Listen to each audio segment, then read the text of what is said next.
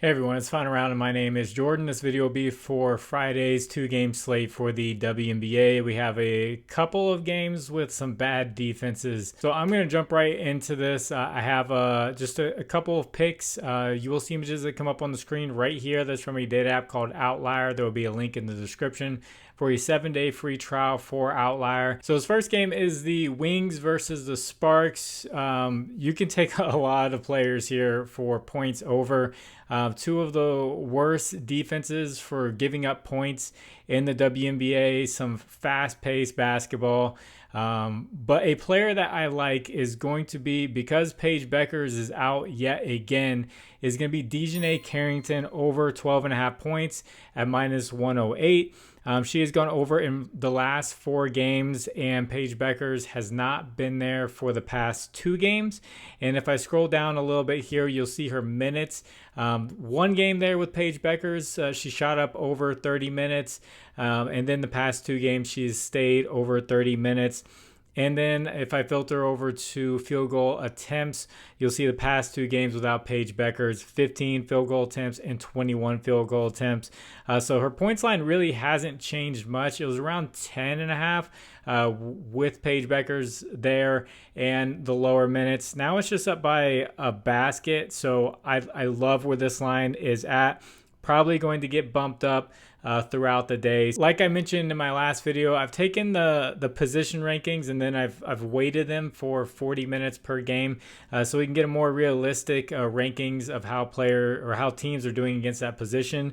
And the Sparks are giving up the 4th most points to the guard position, so really like Dejanay Carrington in this matchup versus the Sparks. So if you guys could, please like the video. If you haven't, please subscribe to the channel. If you have a little bit of extra time, could you leave a comment for the algorithm? You could just say anything and it helps get the video out there for more people to see. And also I want to shout out the app Novig. Novig is a social sports book. You can see on the map there, if you are in one of those states, you can bet money lines, you can bet spreads, player props, you can do parlays, all the same stuff you can do on something like Prizepicks, except you're not forced to parlay 2 players and you have teams that you can bet on in those states. So if you make an account, you get $5 free, and if you use promo code FINDAROUND11, you will get 50% off up to $25. So if you buy $50, you get $25 free with that code. So I'll put a link in the pinned comment for Novig so you can check it out if you want to. And then this other game is the Atlanta Dream versus the Connecticut Sun. The Connecticut Sun just got embarrassed by 48 points to the Liberty. They're playing Atlanta, who beat them by 24 points last time around. So not a good matchup here. Brittany Griner wasn't even there for the last matchup. So there's a player that I like, but I'm afraid of a blowout. But I'm going to take her. I'm going to bump her points down just a little bit. I still kind of like it where it's at. But like I said, I'm just afraid of a blowout. If it's competitive, I think she still gets her regular line. And it's Alicia Gray over 16.5 points, but I'm going to knock it down to 14.5. So at 15, we're going to need to parlay something to make the payout a lot better. But to talk about 15, Jordan Canada, the point guard for the Dream, is returning, making her season debut. She is more of a pure point guard. She's going to be getting a lot of assists. So I wouldn't be looking at something like Ryan Howard assist or Alicia Gray assist. Those might actually be unders for them, but I'm not sure how much Canada is going to be playing in this game for her debut. Gray has hit 15 points in 6 of 7 games this year. She is a sniper. She's a great 3-point shooter. She did go over in the game against Connecticut the last time around, and it still was a blowout, but I'm still just worried about that blowout. So having it just a basket lower, I think just definitely makes it safer. And then with the weighted rankings, the Sun give up the 3rd most 3-pointers made at the 2nd highest 3-point field goal percentage. So that's huge for Alicia Gray. You could take a look at something like her over 3-pointers made. It's at 2.5 for some good plus money. She did only hit 2 last time around, but like I said, it was a blowout. So then the Sun give up the 2nd most points overall two guards. So really like her in this matchup. And then just to add on a leg, I like Dejanay Carrington because I just mentioned it before. So why not just take a play that I like in the other game and add it on here? So Dejanay Carrington for 10 plus points, added on with Alicia Gray for 15 plus, will bring you to plus 104, just a little bit above even money. So I really like parlaying these two together. I know it's nothing too crazy, but there wasn't too much that I loved. Just taking an initial look at the lines.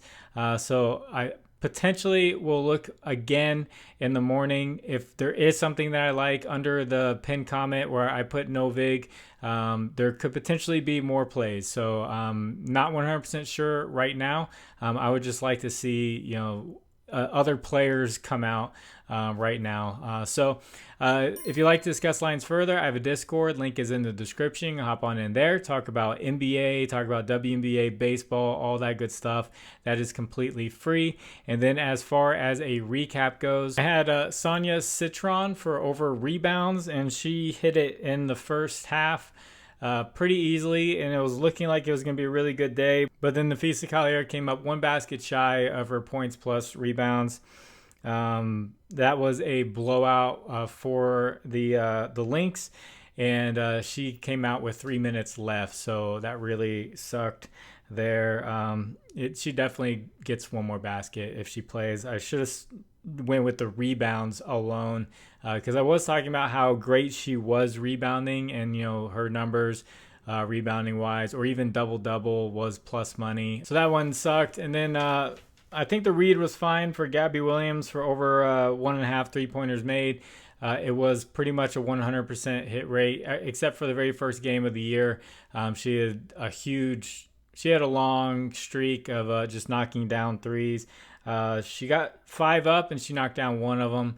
She did get hurt, go off the court, and then she came back, but she did not hit 2 threes. It's just weird how that works. How you see a long streak of like 6 games in a row or something like that of hitting 2 threes, and then all of a sudden you mention it and it doesn't happen. So crazy how that works. Maybe it's something you could just jump back on next time she plays.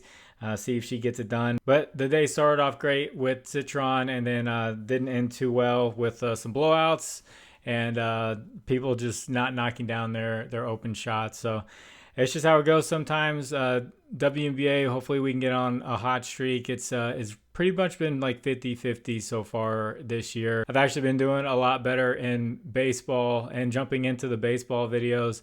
I took a look, and every single player that I have mentioned in baseball so far, just 7 guys, but all 7 have got hits, and then the runs and RBIs and total base, all that have come off of that, and they've done really well. So I'm not going to do that every single day, but once NBA is finally over, I'll probably be jumping into some more baseball videos. So you'll see me in there along with Mark in his research. We kind of have 2 different angles that we look at things.